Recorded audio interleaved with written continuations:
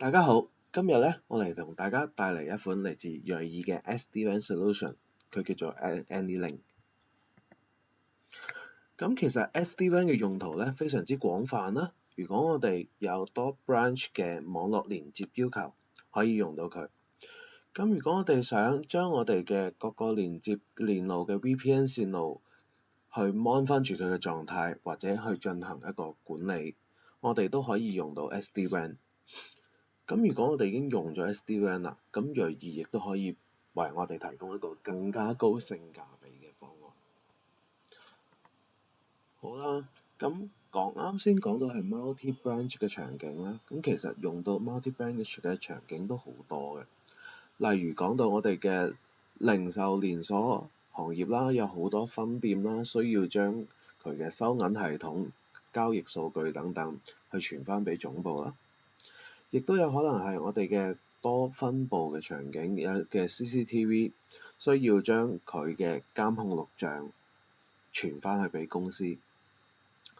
亦都會有我哋嘅企業可能喺各個地方有唔同嘅分公司，需要訪問翻總部嘅 server 上面嘅數據或者 IP phone 等等。咁喺傳統 VPN喺多 branch 嘅場景之下，主要都係以類似上圖嘅形式啦嚟進行連接。咁各地嘅分公司或者分店會採用翻 VPN 連翻去總部。咁呢種方式其實都已經採用咗好多年，亦都係可行嘅。但係佢可行唔代表佢冇缺點。咁我哋傳統嘅 VPN 喺多分佈嘅場景入邊，以往只能夠通過 command line 嘅方式去 monitoring 翻佢嘅各個跨區線路嘅管理啦、健康情況以及質量等等，導致咧未能夠好直觀咁一次過睇晒所有線路嘅情況。咁我哋工作人員想監控翻呢啲線路嘅質量，其實難度係非常之大嘅。導致以往我哋往往都只能夠喺我哋嘅分店分公司嘅用戶去報 case 反饋翻呢啲情況，我哋先知道原來係出咗問題。咁令到我哋好難去保障翻我哋嘅業務嘅正常運行。咁其次，我哋傳統嘅 VPN 喺多 branch 嘅場景之下，以連鎖企業為例啦。如果我哋有100間分店，咁我哋去進行新增業務嗰陣時咧，需要增加subnet啦。咁呢個過程往往我哋就需要喺超過100個設備上邊去進行 command line 嘅操作。咁其實工作量大都唔係最重要嘅事情，而係工作既繁瑣而且大量嘅機械性工作嘅情況之下咧，係好容易會出現 human error。咁唔單止會影響到我哋網絡嘅正常運行啦，亦都會導致我哋嘅管理成本會大大增加。咁為咗解決以上等等嘅問題，我哋需要更加智能嘅操作，更加方便管理嘅一套網絡解決方案。咁銳意嘅 AnyLink 咧，正正係呢個答案啦。咁呢套 solution 咧，佢唔需要任何指定方式嘅線路啦，亦都唔需要 fix IP， 佢可以喺短時間內自動咁去建立連接，非常之簡單嘅操作，可以實現到我哋嘅多分佈之間嘅部署，以及我哋嘅 config 嘅修改咧，都只需要通過 web 界面上面嘅圖形化操作去點擊完成啦，既節省咗成本啦，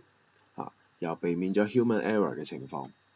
而且佢亦都可以通過一個可視化嘅 dashboard 對我哋整個網絡去睇翻住我哋嘅實時網絡狀態以及我哋嘅健康情況啦。咁講到我哋嘅網絡連接方面啦，AnyLink 提供咗3種線路連接方案。第一種係我哋經典嘅 Hub and Spoke 連接方式，每個 branch 去單獨連翻去 headquarter 度。第二種係 Mesh 方式，佢係可以幫我哋每個分店、分公司之間兩之間都會直接連接嘅 Mesh 方式。咁第三種啦，就係講到會結合翻以上兩種連接方式嘅 Hybrid 方式，按照翻我哋唔同嘅需求去，可以用翻唔同嘅連接方式去實現。咁喺交付方面啦，以往我哋去進行一個 VPN 嘅交付嘅流程都非常之繁瑣啦，需要去做好大量嘅 config 啦，唔同嘅操作配置同埋線路連接。一個項目往往僅係交付過程都要超過2個鐘時間。咁 AnyLink 咧，通過新嘅 Zero Touch Provisioning 操作非常之簡單快速，我哋可以通過手機去 scan 嘅 QR code 方式去設置一個模板啦，以及去喺 Cloud 上邊去自動進行一個 config 嘅下載，嚟完成部署，大大咁節省咗我哋嘅交付時間啦，亦都杜絕咗 human error 嘅機會。咁可視化嘅管理咧，亦都係我哋 SD-WAN 嘅一大亮點啦。佢呈現咗我哋嘅 diagram，亦都可以睇到我哋嘅設備同埋線路嘅運行情況啦。好啦，咁以上就係我哋嘅 AnyLink 嘅 dashboard 啦。佢首先可以從全局嘅視覺啦，可以俾我哋睇翻我哋整個網絡嘅 diagram。同時，我哋亦都可以睇到我哋嘅每個 site 所在嘅位置，佢呈現緊嘅運行情況啦，幫助到我哋去進行一個可視化嘅管理。咁同時，如果我哋有咩意外情況發生嘅話，佢亦都會有 alarm 啦，會顯示翻線路質量啦等等信息啦。同時，佢亦都會有2種 skin 嘅選擇啦，令到我哋去揀翻我哋所喜歡嘅一個 UI 界面。咁除咗啱先我哋講到嘅從全局嘅方向去睇之後，我哋亦都可以入深一層，入到去我哋嘅線路以及我哋嘅設備入邊去睇翻佢哋具體嘅情況啦。正如我哋喺上面所睇到嘅，我哋可以從線路入邊睇到佢嘅線路狀態啦、線路嘅traffic 啦、我哋嘅 latency 等等啦，亦都可以從翻我哋嘅設備入邊去睇翻我哋嘅流量監控啦、我哋嘅 application 啦、我哋嘅 client 等等啦。咁呢啲以上嘅數據咧，可以相互配合翻啦，幫助到我哋去全方位睇翻呢個網絡嘅運行情況啦，去幫助到我哋做嘅一個高效率嘅維護啦。係啦，咁關於 AnyLink 嘅介紹咧，就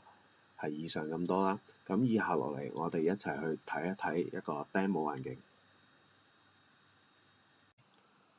好啦，咁而家咧，我哋就入到嚟 AnyLink 嘅界面啦。而家我哋可以睇到嘅係我哋嘅一個演示 project 啦。我哋可以從畫面中間最睇到最顯眼嘅地方係，我哋會有一幅地圖，上邊顯示緊嘅係我哋嘅香港啦。上邊會有3個地方，分別係我哋位於觀塘嘅總公司啦，我哋一間位於屯門嘅分店，以及位於香港機場嘅另一間分店。咁我哋而家係通過 AnyLink 將呢3個地方去連接咗起身啦。我哋將2間分店分別同觀塘嘅總部連咗起身嘅。咁我哋而家可以喺從界面上面睇到啦，我哋嘅 dashboard 咧，左上角可以睇到我哋係有3個 site，有3個 site 嘅。咁呢3個 site 咧，佢哋都係處於一個 online 嘅狀態啦，係一個健康且正常運行嘅狀態。我哋可以從下邊再睇翻我哋嘅3個 site 入邊，佢哋會有對應嘅 WAN port 啦，都係喺正常嘅一個負載啦。咁佢哋都係喺正常運行緊啦。同時我哋亦都可以喺右上角呢度，我哋可以睇翻，我哋而家正常運行緊嘅線路咧係有2條嘅。咁我哋撳入去一睇啦，分別係位於觀塘連接到機場嘅一條，佢嘅 latency 係呢個數字啦，佢嘅而家嘅 traffic 係咁多啦。第二個係我哋觀塘到屯門嘅第二條線路啦，我哋可以撳入去睇。咁我哋而家用嘅 latence 啦係咁多啦，我哋而家嘅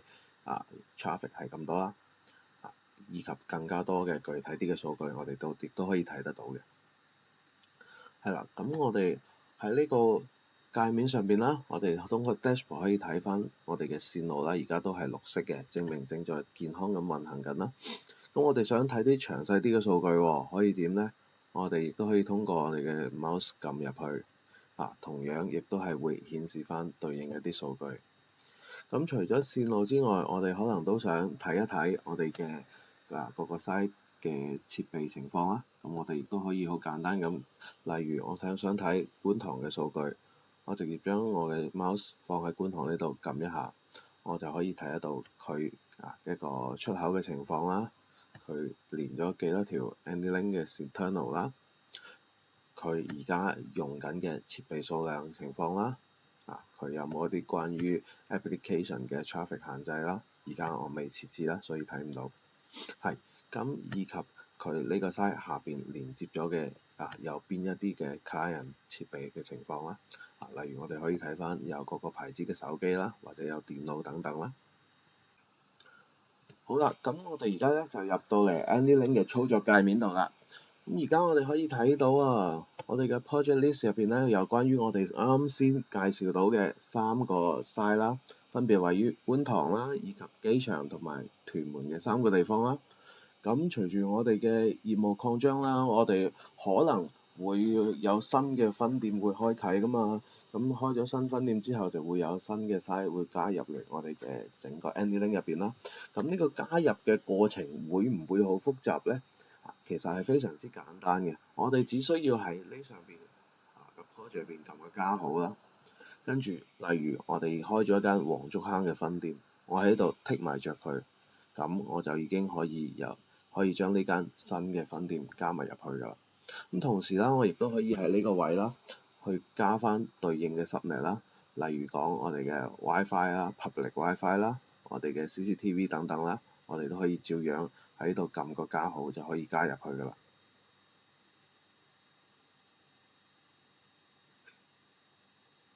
好，只需要咁簡單嘅操作啦，我已經可以將一個分店加咗入去啦。咁加咗分店之後，我哋可能仲需要將翻一啲啱先講到嘅 subnet 去進行一啲調整啦。例如講到我哋嘅 default VLAN 唔需要去加入呢個 AnyLink 入邊啦，咁我可以取消咗呢個 tick 佢啦。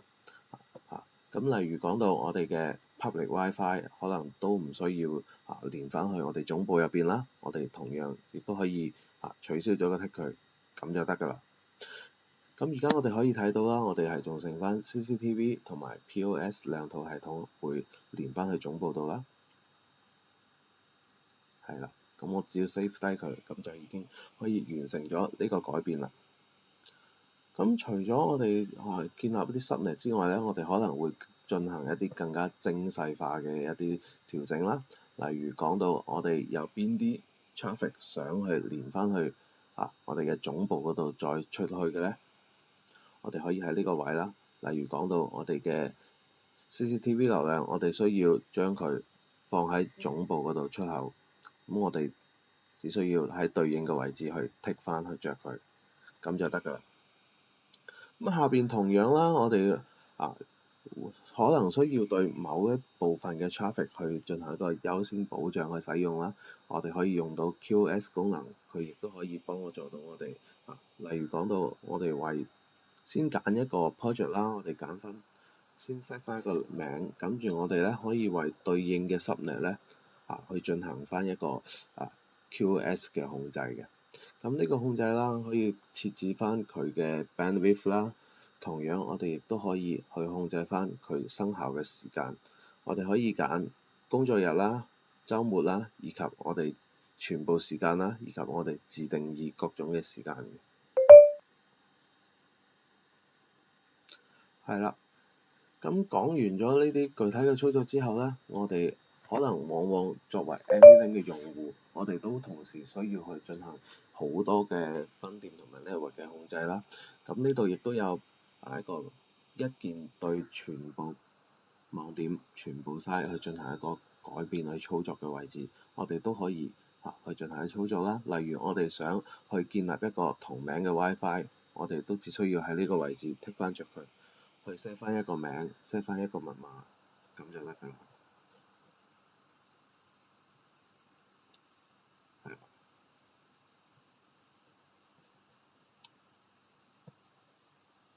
係啦。